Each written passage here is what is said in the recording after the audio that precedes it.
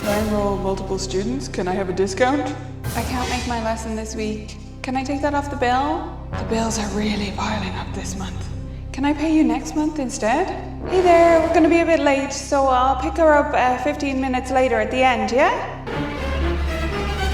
When you don't have clearly defined studio policies, you're answering annoying questions like this on the fly as you go. And the chances are you're going to be kind of inconsistent with your answers, and you're also going to say yes more than you want to. And that's going to lead to resentment at your business, which is not a place we want to be in. Let's fix that with some clear and simple studio policies. So right away, I'm going to tell you, I believe that your policies should only be 1 page long. Whether that's a web page, like one screen, as it were, without scrolling on a desktop, or whether it's a physical 1-page document, I think that's how long they should be. So I'm going to tell you what I think is essential and then a few optional extras, but I want you to keep in mind they should be brief. Your policies are just guidelines for the main things that come up in your studio.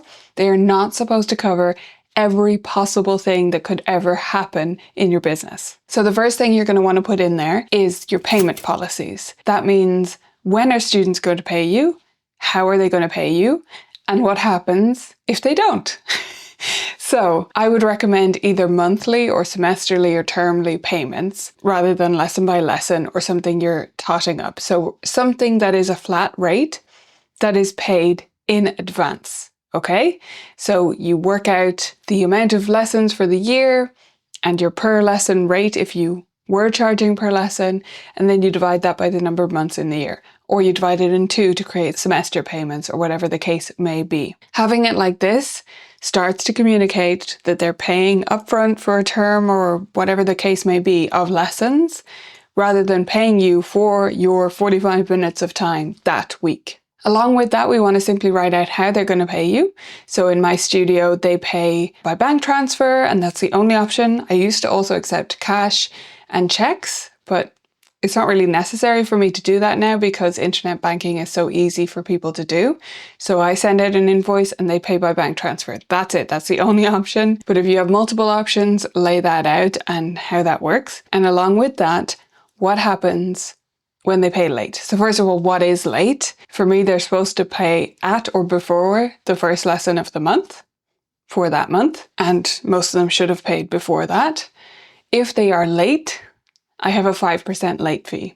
I don't often have to use it, but I think you should have some kind of a late penalty in there so that you have something you can do that is in your policies if these situations come up. Next up, we need to talk about the schedule just a little bit, just a brief sentence about it. I like to put it something like they are agreeing to the particular time slot that you've discussed together.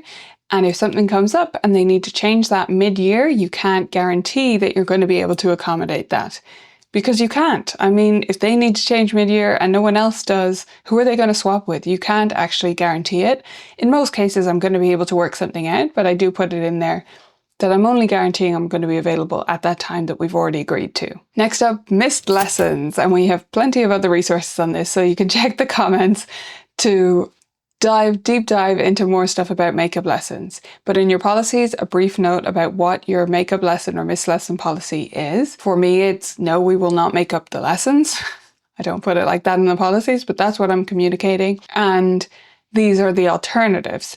So I have the option of them doing a video lesson or an online lesson if they can't make their regular lesson time. And that's it. Otherwise, they're just forfeiting that time and I will use it for planning stuff and doing other work that is essential to running our studio, right? But I do have those 2 alternatives and that maybe cushions the blow a little bit. An online lesson is going to be at their regular time. It's just if they can't make it here, which does come up because they're contagious or their parents' car broke down or their parent is away and they have a babysitter, something like that. And so therefore they can't get here, but they are available at the time, then they can do an online lesson. If they're not available at the time, they can do a video lesson. And a video lesson, what I mean by that is they send me a video of a question they have, of their playing that week, anything they want me to address, and I use their regular lesson time to reply with another video. Most of the time, students don't avail of that option, but it is there, and it brings parents some comfort because they know that they have a backup. If their child is stuck on something, they're not going to be waiting 2 weeks to get their answer. Because we communicate through vivid practice all the time, they're not going to be waiting anyway. But it's just that extra little touch of a way they can still use the lesson time if they want to, but they have to put in the work and send us a video before the lesson happens. Next up, punctuality. What happens if they're late? Or you might want to put in what happens if you're late, although I have never been late for a lesson in my own house. It hasn't happened yet anyway. But yeah, what happens if they're late? And I just simply state, if you're late arriving to the studio, your lesson will proceed as normal and finish at the usual time. If the student is not at their home when a teacher goes there for an at-home lesson, because we still do those here, then we will wait 5 minutes. That's our policy. So we'll ring the doorbell and we'll text them and we'll wait 5 minutes. And if we don't get any reply, the teacher is then free to go off and get a coffee or do whatever they want to do, go home if it's the end of the day. Because otherwise you're expecting a teacher to wait outside. And in this country, I live in Ireland, it's probably going to be raining. So we're asking a teacher to wait outside in the rain, and that's not fair. So just laying those things out when it comes to what happens if the kiddo or the parent is late. Those are my 4 essentials. Short, right? This is how we're keeping it to 1 page.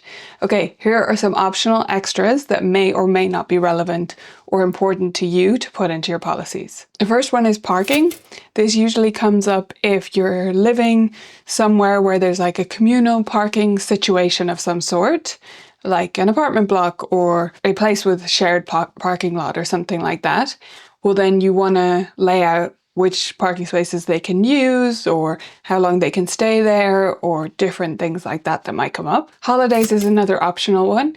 I don't put this in my policies because I have a fully laid out calendar. But if you don't have that and you want to just put in a list of studio breaks, I think that can work too. Performances for some teachers will go in the policies if they require students to be part of performances, recitals, festivals, anything like that. Some teachers also put practice in their policies, and I'm not going to tell you what to do if that is your policy. If you fire students when they don't practice enough, that should be in there. And one more that is actually in my policies, none of those optionals are, but one more that is in my policies, and it's literally just an asterisk in our fee sheet, but it kind of is a policy, and that is that 30-minute solo lessons are only for adult students.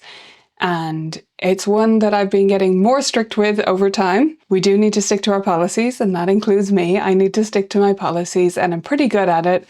Apart from this one, I've just been aspiring to stick to it for so long. And now we're really, really getting there where 30-minute lessons are only for adult students, or perhaps specific exceptional cases, but I don't want beginners in 30-minute lessons. I don't really want anyone in 30-minute lessons. The only place where I think they work really well is for adults who are already at a certain level, and actually they just want an accountability buddy. Like, that's their main purpose of lessons, is they come, they get a little bit of advice, and then they're very self-directed. And then 30 minutes is enough time to do that. But in all other cases, we need more time. So remember 2 things. One I've already mentioned, we're sticking to 1 page. That's your goal, 1 page, not front and back, 1 page, please. You can do it, I believe in you. And number 2, your policies are for you. You're going to give them to parents. They're going to be on your website or anywhere else you give out information. And that's great. Parents may read them, but most parents won't read them. And that's okay because they're not actually for the parents. The rules are for the parents, but the policy sheet is for you. It's so that you can lay out, these are the rules I want to follow myself, and you've written it down, and then you have to stick to it. The other part of that is you need to communicate those policies to parents face to face when you first meet them and they're joining your studio. You need to lay out how your studio works in person, in a real conversation, and not just hand them the policy sheet, because again, they won't read it. Most of them won't read it. And after that, again, you need to be the one to communicate them. If parents are pushing back on certain policies or asking questions that are against your policies, you're just referring back, no, as per our policies, this is what's happening. And you've already set it up for yourself, so now you just need to stick to it. And I truly believe you can stick to it, okay? All right, deal. If you want more business advice for piano teachers and other music teachers, you can watch this video next.